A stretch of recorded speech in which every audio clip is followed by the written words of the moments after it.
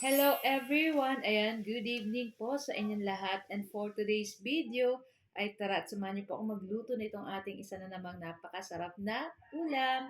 So, itong ating lulutuin guys ay ginisang ampalaya and maraming itlog. So, gusto ko po talaga sa ginisang ampalaya ay marami po yung itlog at yung hindi nalalasahan yung pait ng ampalaya.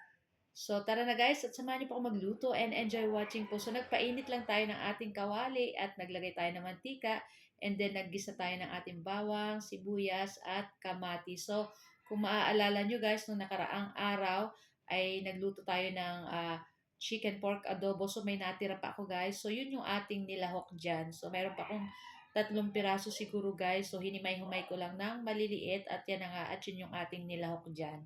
So, masarap yun guys kasi may lasa na. So, after nyan, itong ating ampalaya guys, syempre binabad natin yan sa may asin para pang bawas pait po ng ampalaya. Ayan. And then, ilagay na natin nga dyan yung ating ampalaya at halu-haluin na rin po natin iyan. So, gumamit lang po ako ng 2 piraso ampalaya tapos pig slice lang natin ng medyo maninipis. And pagkatapos sa itlog naman po ay gumamit ako ng 4 na piraso. Ayan.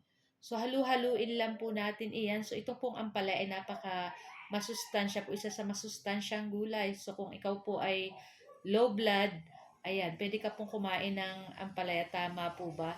Kasi usually alam ko pag mga low blood, ayan, dapat kumakain ng medyo may pait-pait katulad ng liver, ayan, mga talbos ng kamote, talbos ng ampalaya, ayan, itong ampalaya na gulay, ayan.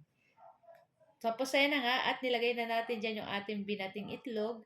Ayan, hintayin lang po natin yung maluto itong ating itlog. So, takpan lang po natin iyan at dahil hilaw-hilaw pa ng bahagya yung ating ampalaya.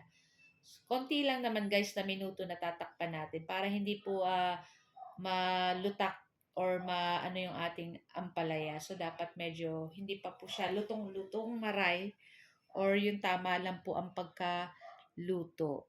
So, nakikita nyo guys, marami po talaga yung ating itlog dyan. So, pwede na nating patayin yung ating apoy dyan guys at luto na rin to guys. So, i-ready na natin ang ating plato or ang ating mangkok at i-transfer na po natin iyan. O, di ba? Napakasarap nito. And nakapag fried rice na rin ako guys. So, nainot yung aking fried rice. So, napakasarap nito guys. At talagang may pait siya pero hindi ganun kapait. Kaya yung aking 3 sons ay kumakain po nito kasi pag ako nagluluto guys, kumakain sila kasi wala daw pait masyado yung ampalaya. And syempre, masarap po talaga ang ampalaya. Isa to sa paborito ko na gulay. Ayan. So, ayan na nga at ito lang po ang aming video today at sana po ay nag-enjoy kayo. Huwag niyo po sanang kalimutan mag-like, comment at pa-share na rin po ng ating video. Ayan guys, so samahan niyo na rin po kami kumain. Thank you for watching. Ciao! Bye!